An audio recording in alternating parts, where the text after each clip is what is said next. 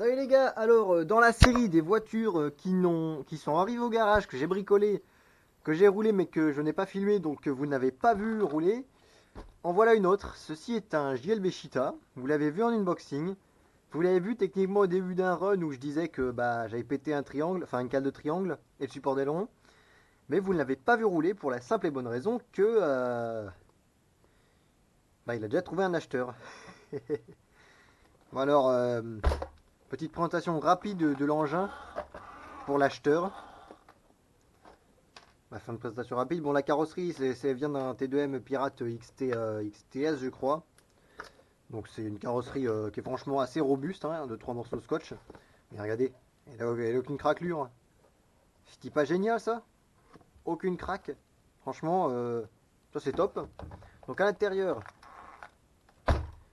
tu as le moteur d'origine. Bon, la voiture est un peu poussiéreuse, enfin un peu sableuse. Du coup, voilà. Tu as donc le moteur d'origine.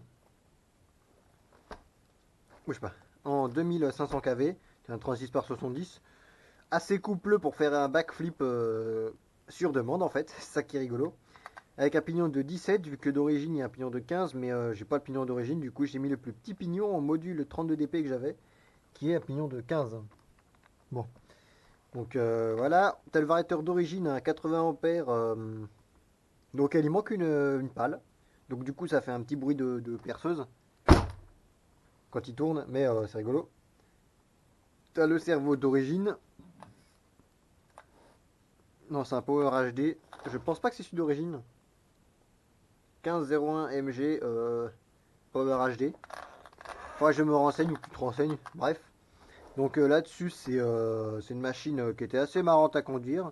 Pour ce que j'en ai fait, le problème c'est que moi ça me convient pas. C'est, comment dire,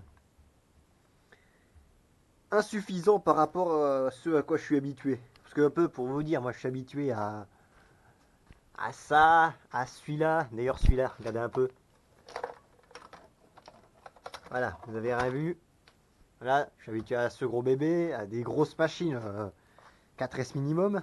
Donc autant vous dire qu'un petit 3S qui a certes du punch, assez pour faire un backflip sur place quand il y a un bon grip, c'est, on va dire, je reste sur ma faim. Donc des modifs que j'ai fait déjà, si on regarde ici, la cale de train d'origine là, c'est du 4 mm, moi j'ai fait en 5 mm en 70-75. Donc là-dessus c'est bon.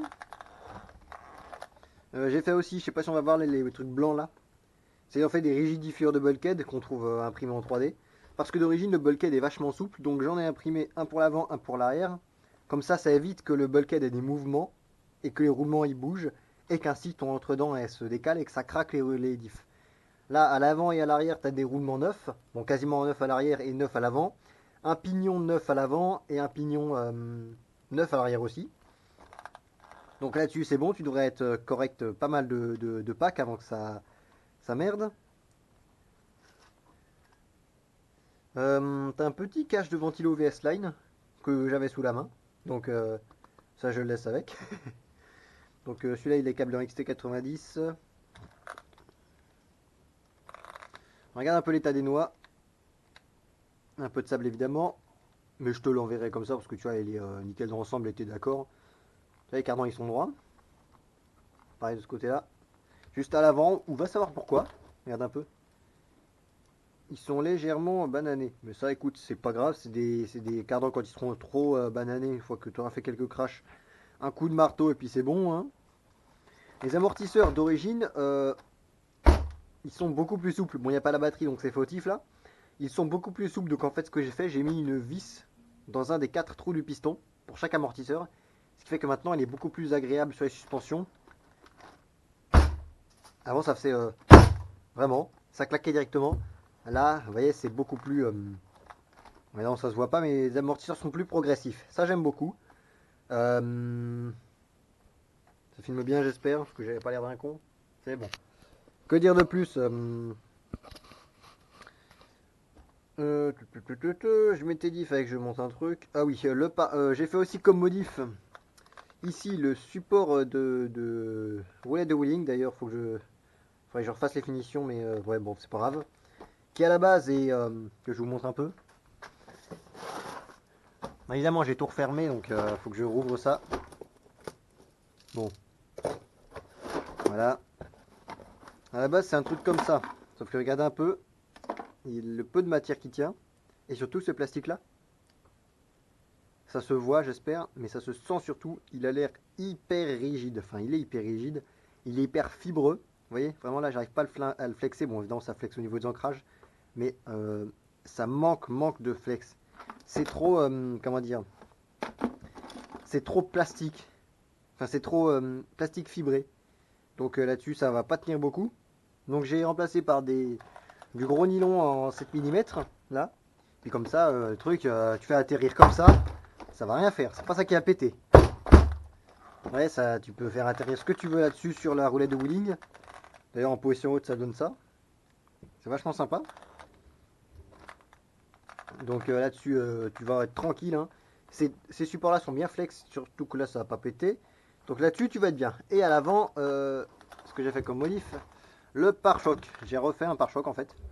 Une simple plaque en polyéthylène, là. Ce qui fait que le pare-choc tient. Parce qu'avant, à la base, il est. Regardez comment il tient. C'est tenu par une petite languette. Est-ce que j'ai un autre exemplaire de pare-choc ici? Ah ouais, regardez. C'est tenu par une simple petite languette, l'avant. Ce qui fait que bah, la languette, elle peut casser. Et elle casse même. Du coup, c'est le mimi, c'est le rara, c'est la même merde. Donc là-dessus, tu vas être tranquille avec ce pare-choc là. Ah oui, du coup, j'ai pas réinstallé les LED à l'arrière parce qu'il n'y a pas d'endroit où les fixer, simplement. Donc je te laisse ça, t'as quelques LED, t'as une LED. Mais donc voilà, les triangles, de toute façon, on va passer aussi aux pièces de rechange qu'il y a avec. Et là-dessus, t'en as pas mal quand même, t'en as pas mal. Donc là-dessus, il y a pas mal de... Pour moi, c'est un bon véhicule 3S Max. Et il faudra peut-être descendre le pignon, mais j'ai pas moins, donc... tant que tu fais pas ce que je fais avec mes Savage, avec le GLB Cheetah, tu devrais être tranquille. Ah oui, aussi, un des points négatifs pour moi, c'est que bah, ça manque de... Comment dire? Ça tourne pas bien.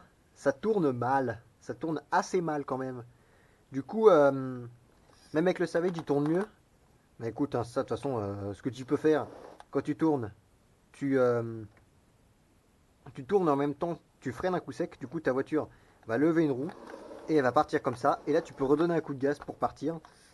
C'est une machine qui est assez nerveuse dans l'ensemble. Donc, assez douce par le moteur en 36, mais assez nerveuse. C'est ça qui est étonnant avec les moteurs en 36 mm de diamètre. Ça fait des machines douces et en même temps vives. Suffisamment pour pouvoir te donner du punch dans les sauts ou en accélération, tout ça. C'est une machine assez sympathique. Donc en pièces détachées, tu as du triangle, du porte-fusée, du support de roulette, encore du support, mais un petit support d'aileron que je n'ai pas, des supports, de l'amortisseur, des tourelles, du support moteur, regardez-moi ça, support moteur neuf, ou presque. Donc de la couronne, une couronne quasi neuve, non, une couronne entamée aussi, du bulkhead, de la roulette de wheeling, des patins de slipper, du diff, des noix, et à peu près tout, des amortisseurs, il y a plusieurs couronnes aussi. Là-dessus, niveau pièces, c'est, comment dire, tranquille. T'as du cardan, tu vois, t'as du cardan de rechange, donc voilà. T'as tout plein de trucs, ça c'est ouf, ça c'est génial. T'as des hexagones en plus, des joints de diff. Aïe, je viens de me piquer avec ça. Donc tu vois, t'as plein de pièces en tout genre. Et en plus, ici, t'as déjà les 4 roues, mais t'as aussi un châssis en plus, la partie supérieure qui est juste là, et puis deux autres roues. Il y en a une qui se barre, qui est cachée là, mais j'ai la flemme de la prendre. Du coup, tu as des roues en plus. Donc là-dessus, tu vas être tranquille. Moi, j'ai tout sortir parce que quand je dois remettre le machin dedans, il faut que j'enlève le papier bulle. Parce que le colis, actuellement, je te fais la vidéo, on est vendredi soir. Et logiquement, la voiture partira mardi. Donc à l'heure où je te fais la vidéo, tu n'as pas encore reçu la machine. Donc j'ai essayé de sortir la vidéo dimanche, histoire que tu vois un peu la machine de tes propres yeux. Enfin, de tes propres yeux. À travers la vidéo, que tu vois, cette vidéo-là, elle est pour toi.